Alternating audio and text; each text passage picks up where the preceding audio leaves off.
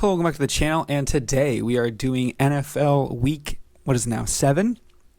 I'm recording this Friday night. We just had the Jaguars and Saints game last night where Foster Moreau, obviously dropped the ball to potentially go to overtime. Man, Derek Carr is not a good quarterback, huh? I think we've kind of known that for a while, but hey, it is what it is. 26 and 18 plus 8 units on the year for sides and totals and anytime touchdowns. 16 and 22 minus 0.4 units. We really got screwed by Montgomery getting hurt. Had some pretty good hits though last week. Jacoby Myers, good one. Josh Downs plus 290. It is what it is. McCaffrey, obviously easy. He scores every week. And we're now at 42 and 40 on the year, up 7.7 units. We lost another Lions pick last week, so I'm putting myself on a one-game suspension for the Lions. I will not be picking them this week, as suggested by my good friends Weldon and Tyler. So I will listen to those guys because they're devout listeners of the channel. They're my guys forever. So shout out them. And we'll be definitely missing the Lions this week. Start off with just do our picks, and then I'll go through the anytime touchdown scores because there's pretty much overlap at every game. Browns-Colts is our first game we're focusing on, and that is going to be a Browns -3 is the play. Probably a bit too obvious, but listen, Gardner Minshew was terrible last week, and if you're able to slow down the 49ers with that defense, what do you think you're going to do to the Colts, man? I think they said Deshaun Watson should be good to go. Don't even know if they need him or not because P.J. Walker is able to be a very serviceable quarterback. And I think that we're going to really see some good stuff out of him. And I do like what we're going to end up potentially seeing in a long-term play with the Browns. I know they're pretty high on my power rankings. I had them, I think, top half before they won that last game. So I like what the Browns are doing, and I think that they're going to continue doing a lot of really, really good things this season. Bills, Patriots.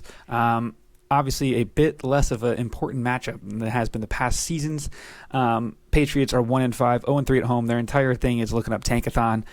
Over under 40 in 8.5 points. 8.5 points is a lot, but I think the Bills, they still have a lot of seated anger on the Patriots. They played like crap last week and the week before.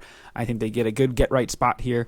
They win by 10 to 15 at least, and 8.5 is not a problem. Josh Allen goes crazy, and I could see the Bills getting close to covering that 40 on themselves. I know that Pats defense is good, but the whole team's dead. So, Bills, no problem. Our next game up, this is a real sickos committee game. Skipping pretty much the rest of the 1 o'clock slot. I really don't like the slate this week.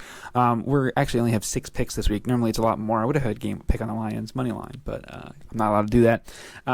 Packers Broncos is a 1-point favorite as the Packers, over under 45. I kind of like the over, but we're going with the Broncos +1.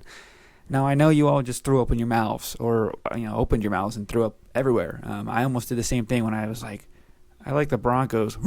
It's just a natural reaction. It's my body trying to protect me from itself. But again, you got to do what makes you uncomfortable when you're doing this gambling thing. And that's what we've done all year. And it's worked no problem. You look at this game, and the Packers should kill them, but the Packers stink as much as the Broncos do. I just think that the Broncos are more publicly stinky, if that makes any sense. So we're going to go with the Broncos here. In a battle of bad teams, you take the points. I know it's 1 point, but I could very easily see a 1-point loss. But that would be a push, but I think the Broncos win this game. I wouldn't hate if you went money line and probably got it plus 105 or minus 105 as opposed to minus 110, a little bit more value there. I think it's a pretty good option. I mean, I could even see this being a tie, and we win on that too, which would be huge. Then we got a very fun game, pretty much the exact opposite of Packers-Broncos. We've got Chargers-Chiefs, over under 48. I think a lot of people will be taking that over, so I wouldn't hate the under. But I'm going to be taking and fading Travis Kelce. We're going to be taking the Chargers plus 5.5. Sorry, Taylor Swift, but Chargers are going to come in town, and they're going to keep it close. They usually do in this matchup.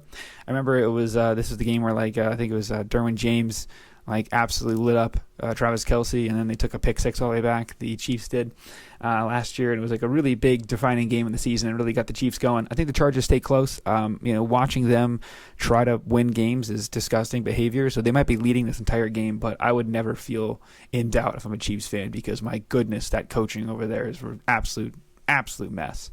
And then finally, last pick of Sunday, Dolphins-Eagles, unbelievable game Sunday night. I mean, this is the best game we've probably had all season in any time slot.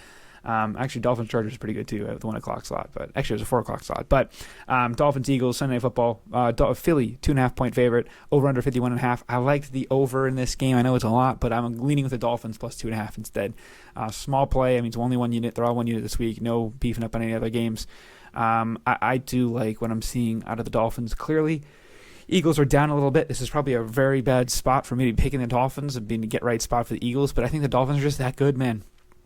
The Bills are just like that exceptionally good of a team when it comes to beating one team and making a game your Super Bowl. I think that we see so much from the Dolphins here.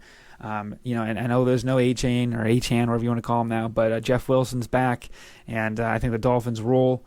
Looking for Hill and Waddle to go crazy. Tua's doing his thing, and I think the Phillies are those in the Philly area are a little bit more preoccupied with the Phillies World Series run than the Eagles right now. I know it's tough for them because they have so many good sports teams at all times, but they're gonna have to figure that one out.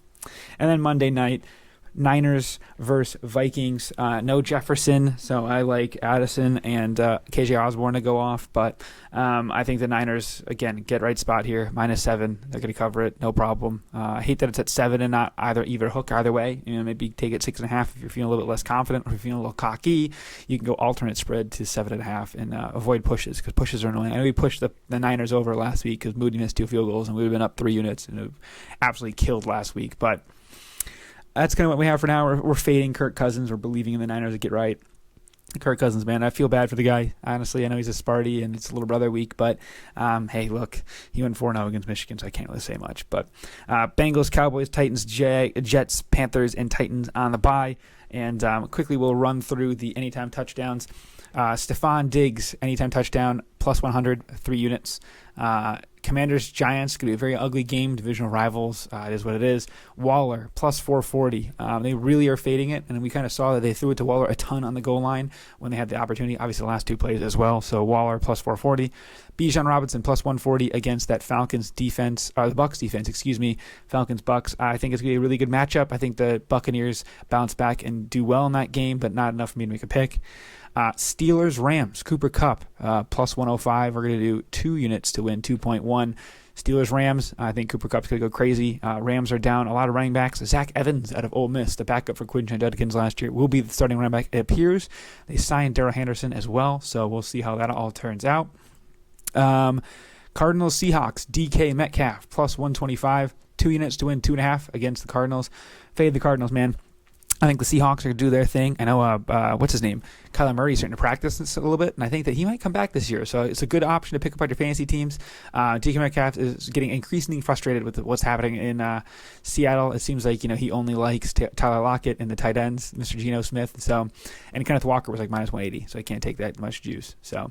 Packers, Broncos. Jordan Love is starting to run the ball a bit more himself. I think he can get in the end zone again. I think he's done it once or twice this year already. +370 for that is a lot, so I like that as well.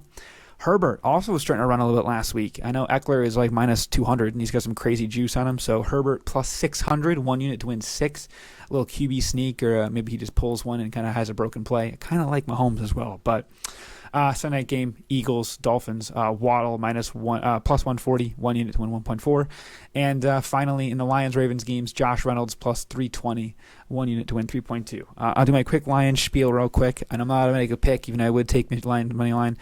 I think they'll be able to contain Lamar. I think it's no problem. We're getting a lot healthier. I know it's crazy for me to say, hey, Lamar Jackson, one of the best runners we've ever seen in quarterback. We're going to just can't handle him, no problem. Make him throw. I don't like it when he throws, and I think that you make him throw, you're going to win this game. Run defense, unbelievable. And then offense, if you scored 20 points and you've got the #1 run defense, you're going to win pretty much every game. So I think that happens here. You're going to make the Ravens throw it, and it's not going to be very pretty. So I think the Lions win 24-17. Hopefully Justin Tucker does not have a game-winning kick against us for the 3rd time in a row. And he did that Monday night a long time back and hit the longest field goal in history at 66 yards to beat a tanking team. But look, man, we have a lot going on. Crazy college week this week. A little bit of a letdown in terms of the NFL scores outside of the Ravens-Lions. I think it's an unbelievable game. And then the night game is going to be unbelievable. Dolphins-Eagles. So... yeah, that's kind of what I have for now. I know I started speed talking, going crazy at the end, but I saw that I was getting towards 10 minutes here. So thought I would wrap it up and get it over with. So thank you all for watching. Hope you all subscribe, like, comment down below if you agree with these picks or not. And we'll just keep stacking and make money together.